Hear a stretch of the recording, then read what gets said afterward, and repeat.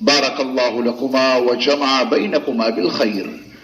نکاح کی مجلس میں جب کبھی شرکت کریں اور ایجاب و قبول ہو جائے تو سب سے بڑا تحفہ جو زوجین کے لیے ہوتا ہے وہ یہ ہے کہ آپ ان کو ایک دعا دیں۔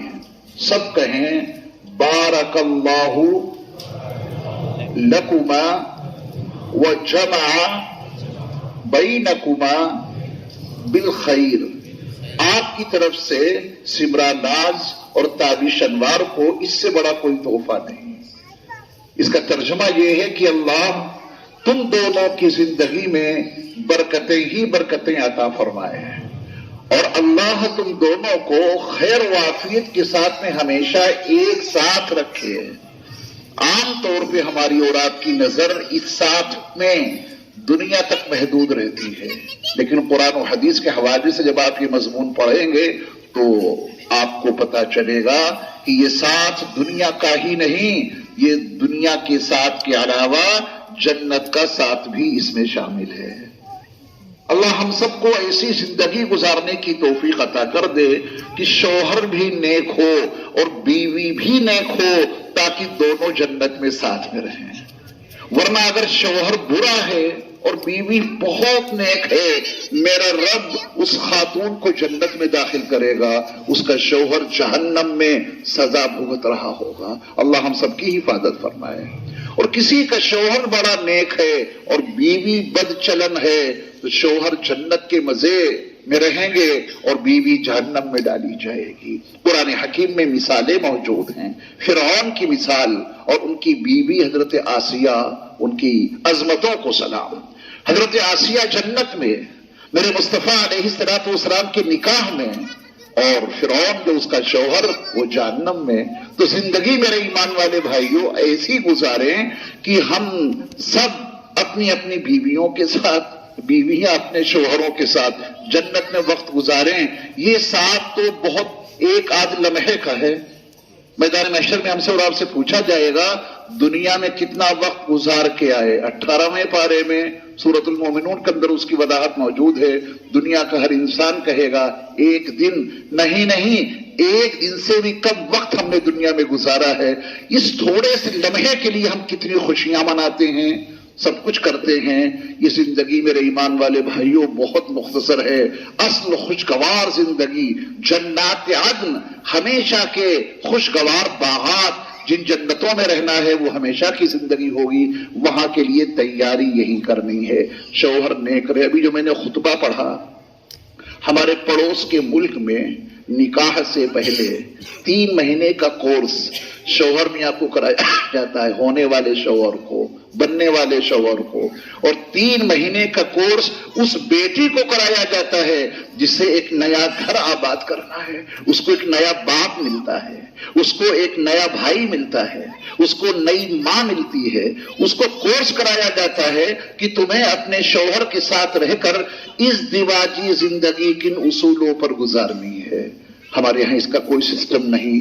میں یقین سے کہتا ہوں میرے ایمان والے بھائیوں، اگر صرف یہ خطبہ جو پڑھا جاتا ہے یہی سمجھا دیا جائے تو زندگیوں میں صالح انقلاب برپا ہو جائے۔ اس کا خلاصہ یہ ہے کہ ازدواجی زندگی کی بنیاد تقویٰ پر ہے۔ جتنی آیتیں میں نے پڑھی، اور یہ انتخاب کسی عالم کا نہیں ہے، ان آیتوں کا انتخاب کسی مجتہد نے، کسی مفسر نے، کسی محدث نے نہیں کیا ہے۔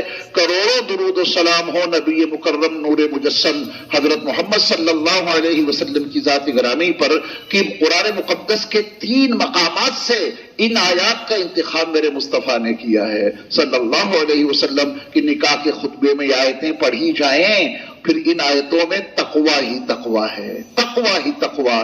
اس دیواتی زندگی میں جتنا تقویٰ ہوگا وہ گھر اتنا مضبوط ہوگا۔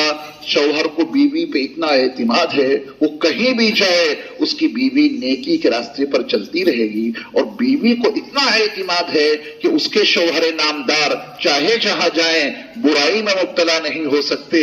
گھر کتنا خوشگوار ہوگا۔ عربی زبان میں ناموں کی معنویت کی بڑی اہمیت ہے۔ عربی زبان میں گھر کو کیا کہتے ہیں؟ سکن۔ کیا کہتے ہیں؟ سکن۔ جہاں رہتے ہیں اس کو سکن بولتے ہیں۔ یعنی گھر تو وہ ہے جس میں رہنے میں سکون مل جائے. بلڈنگ بڑی عالیشان، محل بڑا بے مثال، کام بہت بے مثال، اندر تباہی ہے، دل کا سکون نہیں ہے، پریشانی ہے، لڑائیاں ہیں. وہ جانوروں کے باڑے تو ہو سکتے ہیں، وہ سکن نہیں ہو سکتے. اسلام کی تعلیمات کے مطابق جو لوگ زندگی گزارتے ہیں وہ صحیح معنوں میں سکن میں رہتے ہیں، وہ رہتے ہیں اصل گھر میں.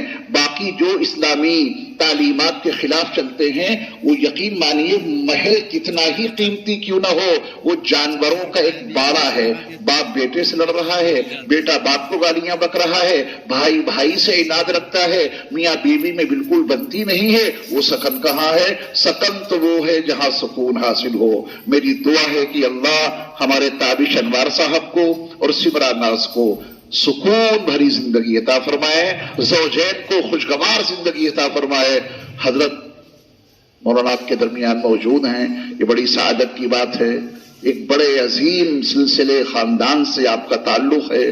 کس زمانے میں آپ کو بلایا گیا، آپ کے آباء و اجداد کو جب یہ شاہی مسجد تیار ہوئی، اور تب سے بغیر کسی ناغے کے الحمدللہ اسی خاندان میں یہ امامت اور سیادت باقی ہے. دعا ہے کہ اللہ ہمیشہ قیامت تک اس خاندان میں یہ امامت اور سیادت باقی رکھے. تو حضرت کی سرپرستی حاصل ہے ہم لوگوں کو، حضرت کی دعائیں شامل حال ہیں، تو سبھی کچھ اچھا ہی رہے گا. میں معذرت چاہوں گا مجھے پہنچنے